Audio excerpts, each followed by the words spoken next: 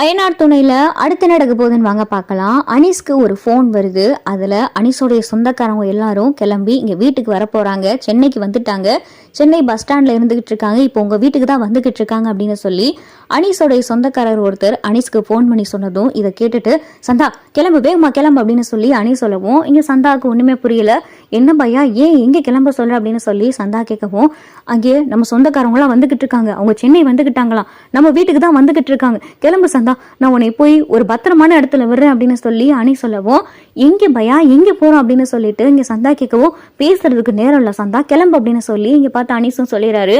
சந்தாவும் பார்த்தா பேக்ல துணியெல்லாம் எடுத்துட்டு, நீ துணியெல்லாம் எடுத்து வச்சுக்க, ஒரு 2-3 நாளைக்கு நான் உன்னை ஒரு பத்திரமான இடத்துல இருக்க வைக்கிறேன், அதுக்கப்புறமா நீங்க வரலாம் அப்படின்னு சொல்லி அனீஸ் சொன்னதும் பேக்ல பார்த்தா துணியெல்லாம் எடுத்துக்கிட்டு சந்தாவும் அனீஸும் வேகமா பார்த்தா சேரன் வீட்டுக்கு வராங்க. சேரன் வீட்டுல நடேசன், சேரன், நிலா, சோழன், பல்லவன், பாண்டியன் எல்லாருமே இருக்காங்க. அனீஸ் சந்தாவோட பேக்கும் கையுமா வரதை பார்த்துட்டு நடேசன் கேட்கிறாரு, என்ன அனீஸ் பேக்கும் கையுமா வர, கூட உன் தங்கச்சி வேற கூட்டிட்டு வந்திருக்கு அப்படின்னு சொல்லிட்டு நடேசன் கேட்கவும், அப்பா ஒரு சந்தா ஒரு 2-3 நாளைக்கு இங்க இருக்கட்டுமா அப்படின்னு சொல்லிட்டு இங்க அனீஸ் கேட்கவும், ஏண்டா என்னாச்சு அப்படின்னு சொல்லி நடேசன் கேட்கவும், இல்லப்பா வீட்டுல ஒரு பெரிய பிரச்சனையாச்சு அப்படின்னு சொல்லி அனீஸ் நடேசன் கிட்ட பேசிக்கிட்டு இருக்காரு. அப்பதான் சேரன் உள்ள இருந்து வராரு. என்ன அனீஸ், என்ன உன் முகமெல்லாம் ஒரே பதட்டமா இருக்கு, சந்தா வேற அழுது இருக்க மாதிரி இருக்கு, என்னாச்சு அப்படின்னு சொல்லிட்டு சேரன் கேட்கவும், பையா நான் அன்னைக்கே சொல்லியிருந்தேல, முறை பையன் பொண்ணு கேட்டு இங்க வீட்டுக்கு வந்து பிரச்சனை பண்றாங்கன்னு, அவங்க சென்னைக்கு வந்துட்டாங்களாம் பையா, இப்ப எங்க வீட்டுக்கு தான் வந்துகிட்டு இருக்காங்களாம் பையா, இப்ப என் சொந்தக்காரர் ஒருத்தர் ஃபோன் பண்ணி சொன்னாரு, அதான் சந்தா இங்க இருந்தா கண்டிப்பா எப்படியும் கையை பிடிச்சு கூட இழுத்து கூட்டிட்டு போயிருவாங்க, அப்படி இல்லைன்னா சந்தா கழுத்துல அந்த பையன் தாலி கட்டுறது கூட வாய்ப்பு இருக்கு, சந்தாக்கு இந்த கல்யாணம் சுத்தமா பிடிக்கல, அதனாலதான் உங்க வீட்டுல ஒரு 2 நாளைக்கு மட்டும் சந்தா இருக்கட்டுமே, சந்தாவா தான் உங்க வீட்டுக்கு கூட்டிட்டு வந்தேன், எனக்காக பையா சந்தா இங்க இருக்கலாம்ல அப்படின்னு சொல்லி அனீஸ் கேட்கவும், இதை நிலா பார்த்துட்டு, என்ன அனீஸ் இப்படி கேட்குறீங்க, ஒரு பிரச்சனைன்னு சொல்றீங்க, அதனால தானே உங்க தங்கச்சி இங்க இருக்கலாம்னு கேட்குறீங்க, தாராளமா இருக்கலாம், என்னன்னா இருக்கலாம்ல அப்படின்னு சொல்லி நிலா கேட்கவும், சரிப்பா உனக்கு சம்மதனா எனக்கு சரி அப்படின்னு சொல்லிட்டு சேரன் சொல்லவும், சந்தா நீ இங்கேயே இரு, நானே வந்து உன்னை கூப்பிட்ற தட்டிக்கும் நீ இங்கே தான் இருக்கணும், நானே உன்னை வந்து இங்கேருந்து கூட்டிட்டு போறேன், எல்லா பிரச்சனையும் முடிஞ்சதுக்கு அப்புறமா நான் வந்து உன்னை கூட்டிட்டு போறேன், அவங்களுக்கு நீ இருக்கிற இடமே தெரியக்கூடாது, அப்படி தெரிஞ்சிச்சுன்னா உன்னை கையோட கூட்டிட்டு போயிடுவாங்க, இல்லாட்டா என்ன வேணாலும் பண்ணிடுவாங்க அப்படின்னு சொல்லி அனீஸ் சொன்னதும் இங்க பார்த்தா சந்தாயை அழுக ஆரம்பிச்சுறாங்க. சந்தா அழுகாத சந்தா அப்படின்னு சொல்லிட்டு அனீஸ் கிளம்ப போறாரு. அப்பதான் பார்த்தா ஒரு 4-5 பேர் அடியாட்களோட கூடவே பார்த்தா இங்கே சந்தாயா முறை பொண்ணு அவங்க அம்மா அப்பா எல்லாரும் வராங்க.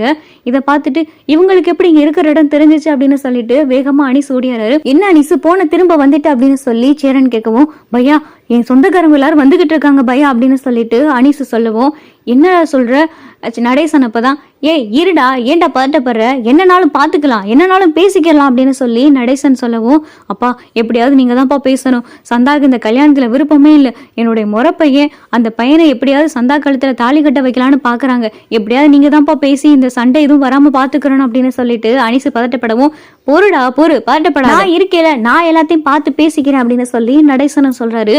இங்க பார்த்தா ஒரு 4-5 பேர் தடிமாடாட்ட வரவும் அவங்களெல்லாம் பார்த்துட்டு இங்க ஹிந்தியிலேயே பார்த்தா எல்லாரும் பேசிக்கிறாங்க. இங்க சேரன், நிலா, சோழன் யாருக்குமே எதுவுமே புரியல. அனீஸ், சந்தா, நடேசன் 3 பேருக்கு மட்டும் புரியுது. அப்பதான் நடேசன் ஹிந்தியிலேயே பார்த்தா அவங்களுக்கு பதில் சொல்லிக்கிட்டு இருக்காரு. அந்த பொண்ணுக்கு தான் உனக்கு பிடிக்கலன்னு சொல்லுதுல, அப்புறம் ஏன்டா கட்டாயம் கல்யாணம் பண்ணன்னு நினைக்கிற, ஏன் உனக்கு ஊர்ல வேற பொண்ணே கிடையாதா, அந்த பொண்ணுக்கு விருப்பம் இல்லைன்றப்ப எதுக்கு அந்த பொண்ணை போட்டு இப்படி எல்லாரும் கட்டாயப்படுத்துறீங்க அப்படின்னு சொல்லி நடேசன் கேட்டதும், அதுக்காக அவளை அப்படியே விட்டுட்டு போக முடியுமா, அவ என்னுடைய முறை பொண்ணு, நான் கட்டுன அவ கழுத்துல மட்டும்தான் தாலி கட்டுவேன், நான் அவளை மட்டும்தான் மனசில் நினைச்சிருக்கேன் அப்படின்னு சொல்லி சந்தாயோட முறை பொண்ணு பேசவும், அப்பதான் அனீஸும் பார்த்தா ஹிந்தியில பேசுறாரு.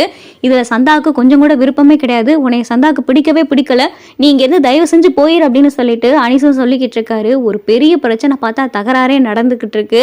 அப்பதான் சந்தாயா கையெடுத்து கும்பிட்டு, தயவு செஞ்சு இங்க இருந்து போயிருங்க, பிரச்சனை பண்ணாதீங்க, எனக்கு உன்னைய பிடிக்கல, எனக்கு உன்னை கல்யாணம் பண்ண விருப்பமே கிடையாது, என் மனசுல நீ இல்லவே இல்லை, நீ மட்டும் என்னை கல்யாணம் பண்ண நினைச்சா போதுமா, நானும் விருப்பப்படணும்ல, எதுக்கு இப்படி என்னை போட்டு கட்டாயப்படுத்துறீங்க, எல்லாரும் இங்க இருந்து கிளம்பி போங்க அப்படின்னு சொல்லிட்டு சந்தாயா பார்த்தா அழுதுகிட்டே சொல்லிக்கிட்டே இருக்காங்க. சந்தாயோட முறை பையன் பார்த்தா யார் என்ன சொன்னாலும் பரவாயில்ல, கையில பார்த்தா ரெடியா தாலியவே கையில கொண்டாந்துருக்கான். இங்க முறை பையனுடைய அம்மா அப்பா பார்த்தா சந்தாய கழுத்துல தாலி கட்டுடா அப்படின்னு சொல்லிட்டு அந்த முறை பையனுடைய அம்மா அப்பாவும் சொல்லவும், சந்தாய கழுத்துல அந்த பையன் பார்த்தா தாலி கட்டலாம் வராங்க. எல்லாரும் பார்த்தா பிடிச்சு தடுக்கவும் செய்யறாங்க. சேரன் பார்த்தா பார்த்துக்கிட்டே இருக்காரு.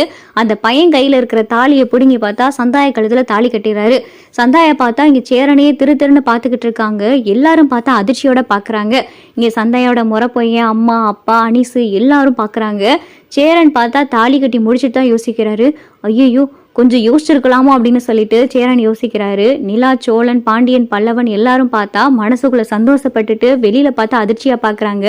நடேசனுக்கு பார்த்தா ஒண்ணுமே புரியல. இவன் இவ்வளவு தைரியமாலாம் முடிவெடுக்க மாட்டானே அப்படின்னு சொல்லிட்டு நடேசனும் பார்த்தா திருன்னு முடிச்சு பார்த்துக்கிட்டு இருக்காரு. அனீஸு, என்னைய மன்னிச்சிரு. அனீஸு, சந்தா, என்னைய மன்னிச்சிரு. எனக்கு வேற வழி தெரியல. அந்த பையன் வேற குணம் வேற சரியில்லைன்னு நீங்க தான் சொன்னீங்க. இதோ அவசரத்துல அதை வாங்கி உன் கழுத்துல கட்டிட்டேன். என்னைய மன்னிச்சிரு அப்படின்னு சொல்லிட்டு சேரன் சொல்லையில இங்க சந்தா பார்த்தா முகத்துல அப்படியே ஒரு லைட்டா சிரிக்கிறாங்க. இதை பார்த்துட்டு சேரன், அனீஸ் எல்லாம் பாக்குறாங்க. அனீஸ் ஹிந்தியிலேயே பார்த்தா சந்தா கிட்ட கேட்கிறாரு. சந்தா, சேரன் அண்ணா இப்படி உன் கழுத்துல தாலி கட்டினதுல உனக்கு சம்மதமா அப்படின்னு சொல்லிட்டு அனீஸ் கேட்கவும் இங்க சந்தா பார்த்தா வெக்கத்திலேயே தலையெல்லாம் குனிஞ்சுக்கிட்டு தலையை மெதுவா ஆட்டுறாங்க. பையா, நீங்க தாலி கட்டினது தப்பு இல்லை. சந்தாவை உங்களுக்கு பிடிச்சிருக்கு. நீங்க தாலி கட்டினதுனாலதான் அவ எதுவுமே சொல்லல அப்படின்னு சொல்லிட்டு அனீஸ் சொல்லவும் அப்பதான் நடேசன், என்னையா பாத்துக்கிட்டு இருக்கீங்க?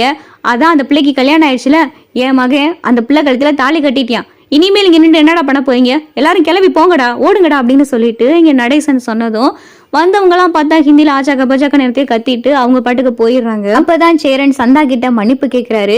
என்னைய மன்னிச்சிருமா, ஏதோ அவசரப்பட்டு உங்க கழுத்துல தாலி கட்டிட்டே அப்படின்னு சொல்லிட்டு சேரன் சொல்லவும், பரவாயில்ல, நீங்க என் கழுத்துல வேணும்னா தாலி கட்டினீங்க. என்னை ஒரு பிரச்சனையில இருந்து காப்பாற்றணும் அப்படின்றதுக்காகத்தானே தாலி கட்டினீங்க. நீங்க மட்டும் இந்த மாதிரி ஒண்ணு பண்ணலைன்னா அவங்க இப்படி அமைதியா போயிருக்க மாட்டாங்க. ரொம்ப நன்றி. நானும் உங்களை விருப்பப்பட்டேன். அது உங்ககிட்ட சொல்லலாமா சொல்லக்கூடாதான்னு எனக்கும் தெரியல.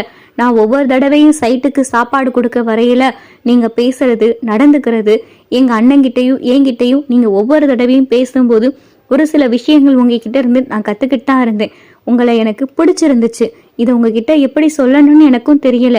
அந்த நேரத்துல தான் என்னுடைய முறப்பைய பிரச்சனை பண்ண போறாருன்னு எனக்கு தெரிஞ்சிச்சு.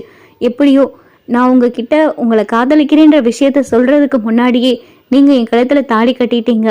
ரொம்ப நன்றி அப்படின்னு சொல்லிட்டு சந்தா சொல்லவும் இங்க சேரனுக்கு ஒண்ணுமே புரியல. ரொம்ப நேரம் பார்த்தா சந்தா ஹிந்திலேயே பேசவும் நடேசனுக்கு பார்த்தா எல்லாமே புரியுது. அவர் பார்த்தா சிரிச்சுக்கிட்டே நிக்கிறாரு. அப்பதான் சேரன் அனீஸை பார்க்கவும், அது ஒண்ணும் இல்ல பையா, சந்தா உங்க மேல விருப்பப்பட்டிருக்கா.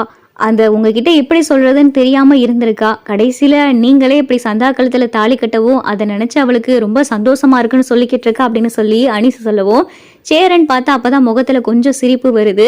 வேகமா பார்த்தா சோழன், பாண்டியன், பல்லவன் எல்லாரும் ஓடியாந்து, அண்ணே என்னன்னே ஏதோ படத்துல வர மாதிரி ஹீரோயிசா மாதிரி டக்குன்னு அவன் கையில இருந்து தாலியை பிடுங்கி இப்படி இந்த பொண்ணு கழுத்துல தாலி கட்டிட்ட, நம்ம வீட்டுக்கு அண்ணி இப்படி திடீர்னு வருவாங்கன்னே தெரியலையே அப்படின்னு சொல்லி பல்லவன் சொல்லிக்கிட்டு இருக்காரு.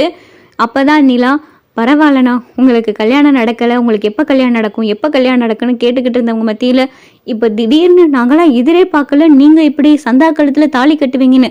கெட்டதுலேயே ஒரு நல்லது நடந்திருக்கு. அப்போதான் நடேசன் சொல்கிறாரு, டே சேரா, சோழனுக்கும் நிலாவுக்கும் எப்படி ரிசப்ஷன் வச்சோமோ அதே மாதிரி உனக்கு நாளைக்கு ரிசப்ஷன்.